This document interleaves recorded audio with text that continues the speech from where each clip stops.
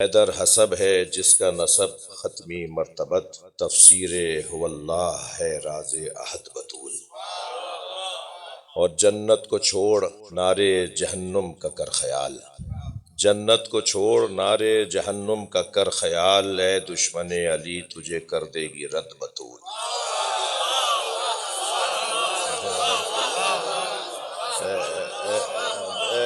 اے دشمن علی تجھے کر دے گی رد بطول۔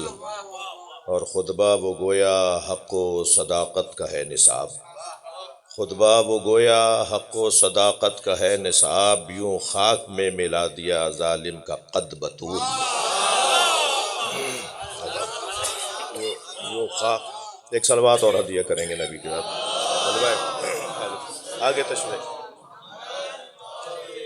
ایک اور بلند صلوات ہدیہ کریں۔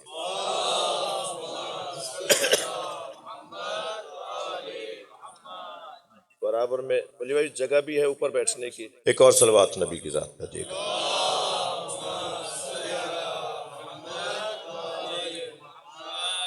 جو بھی ہلکا پھلکا قم کی تحصیل کے زمانے میں ہلکا پھلکا کچھ کہہ لیتے تھے تو ولی بھائی سے ہی اصلاح لیتا تھا۔ تو یہ میرے استاد تشریف فرمائے، ولی بھائی عرض کیا ہے کہ مشکل کشا کے واسطے رب کی مدد بطول، اور دین خدا حسین ہے دین کی سند بطول۔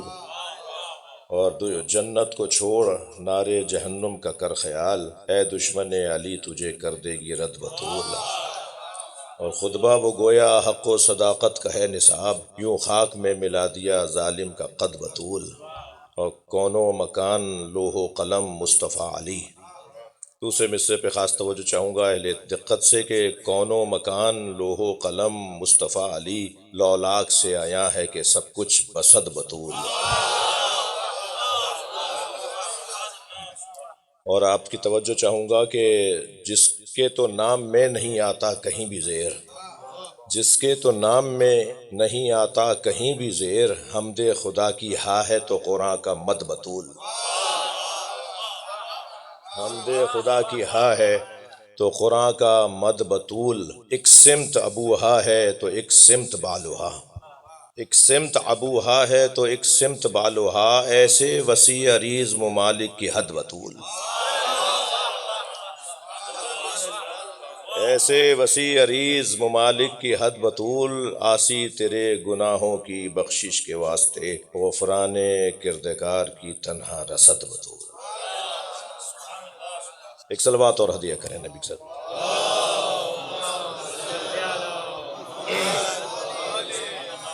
اس سے بلند صلوات ہدیہ کرتے ہیں۔ اللہم صلی علی محمد وعلی محمد۔ گزارش کر سکوں گا تھوڑا تھوڑا سا اور آگے آنے کے لیے آپ سے مولانا۔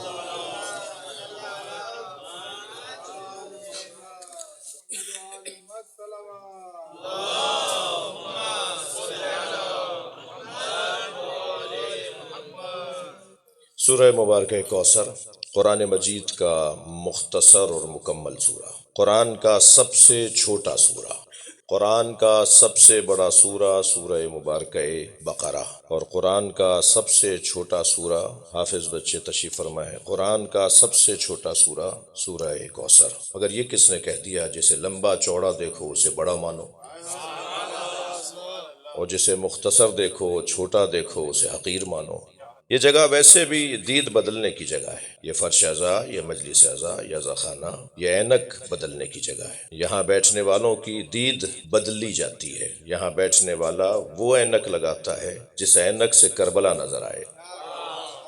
یہاں آنے والا اپنے رویوں کو اور روش کو بدل کر جانے والا ہوتا ہے، یہاں آنے سے پہلے کچھ اور ہوتا ہے اور یہاں سے جانے کے بعد کچھ اور ہوتا ہے۔ لہٰذا فرش اعضائے حسین پر، فرش اعضائے اہل بیت پر اگر کوئی گناہگار آ کر بیٹھے تو مجلس کے بعد مجھے حق نہیں ہے میں اسے ویسے ہی گناہگار مانوں جیسے وہ پہلے گناہگار تھا۔ کیا معلوم اس کا اپنے رب سے رابطہ بحال ہو گیا ہو، کیا معلوم اس کا اپنے مولا سے تعلق اچھا ہو گیا ہو۔ کسی کی نیتوں کے بارے میں اپنے اوپر رکھ کر کہوں گا، ہم اس بات کی طرف توجہ کریں کہ کسی کی نیتوں کے بارے میں ذمہ دار نہیں ہوں۔ یہ فرش بچھایا اس لیے گیا ہے کہ رابطوں کو بحال کیا جائے، یہ فرش ہے ہی وہ کہ جو عرش سے جوڑتا ہے۔ اس فرش کا کام ہماری طہارتوں کو بحال کرنا ہے، ہمارے من کو، ہمارے دل کو، ہمارے اندر کو صاف کرنا ہے۔ انسان نسیان کے خاندان کا لفظ بھی تو ہے، جس کا کام بھولنا ہے، جس کے مزاج میں بھولنا ہے۔ صبح کیا ہوا، 2 دن پہلے کیا ہوا، ہمیں یاد نہیں ہے۔ یہ بار بار دہرانے کا جو عمل ہے، ذکر فإن الذکر تنفع المؤمنین، بار بار دہراؤ، بار بار دہرانے سے مومنین کو فائدہ ہوتا ہے۔ یہ مومنین کا جو فائدہ ہے یہ تذکر میں ہے، اور ہمیں ہر کچھ دیر کے بعد اور ہر کچھ مدت کے بعد اس دروازے پہ لا کر بٹھایا بھی اسی لیے جاتا ہے تاکہ ہم اپنی منزل کو بھولنے نہ پائیں، ہم اپنے ہدف سے دور نہ ہو جائیں۔ لہٰذا یہاں اینک بدلی جاتی ہے۔ جی خبردار، اسلام کا کپڑوں سے کوئی تعلق نہیں ہے، یعنی اسلام کے کوئی کپڑے نہیں ہے کہ پاجامہ کرتا کوئی پہنے تو بڑا مسلمان، جی پینٹ شرٹ پہن لے تو وہ اسلام سے خارج۔ اسلام کے کوئی کپڑے نہیں ہیں، اسلام کی کوئی غذا بھی نہیں ہے۔ جی فلاں ڈش کھائیں گے تو یہ مسلمان، اور فلاں کھانا کھا لیا تو یہ غیر مسلم۔ اسلام کا کوئی گھر بھی نہیں ہے کہ اس انداز کے ساخت کے گھر میں رہیں گے تو یہ مسلمان، اور اگر ایسی جھونپڑی میں رہیں گے تو یہ غیر مسلم۔ اسلام کی کوئی سواری بھی نہیں ہے، جی اگر فلاں 4 ویلر پہ بیٹھیں گے تو یہ غیر مسلم، اور فلاں گھوڑے پر بیٹھیں گے تو یہ مسلمان۔ اسلام کی نہ سواری ہے، نہ لباس ہے، نہ کھانے ہیں، نہ گھر ہیں۔ اسلام کہتا ہے اگر کچھ کھانا ہے تو حلال کھاؤ، ہمیں صرف اس سے غرض ہے کہ تم حلال کھا رہے ہو۔ اسلام کی سواری بھی کوئی نہیں ہے، بیٹھو کسی مہنگی ترین سواری پر مگر پیدل چلنے والے کو آدمی مانو۔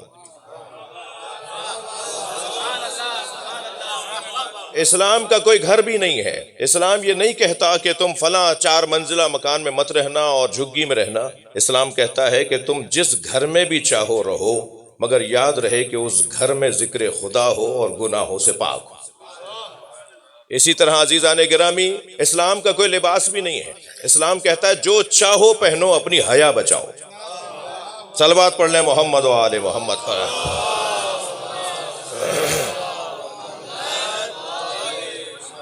اسلام ہولیوں کا نام نہیں ہے میرے عزیزوں۔ میں طالب علموں سے جو مجھے اگر کسی قابل سمجھے تو میں ان سے بات کروں، افاضل تو مجھے ان سے دعا مل جائے تو میری بڑا سرمایہ ہوگا۔ یہ رویوں کا دین ہے، اسلام ہولیوں کا دین نہیں ہے۔ یہ جو میں کپڑے پہنے بیٹھا ہوں یہاں تو مجھے کہنے دیجیے، اگر یہ ویڈیو بند ہوتی تو اور کھل کے کہتا۔ جی یہ جو میں کپڑے پہنے بیٹھا ہوں، یہ جو ہم لباس پہنتے ہیں، ہم سب لباس میں ہیں نا، تھوڑی گردن ہلائیے، ہم سب لباس میں ہیں نا۔ تو یہ تو میں کون سی ایسی بات کر رہا ہوں جس پہ بھی گردن نہیں ہلے گی؟ جی ہم سب لباس میں ہیں نا۔ لباس عربی زبان کا لفظ ہے جس کا ایک مطلب ہے دھوکہ۔ آپ جا کے دیکھ لیجئے گا لغت میں میرے بیان کے بعد۔ صلوات پڑھیں ذرا محمد و آل۔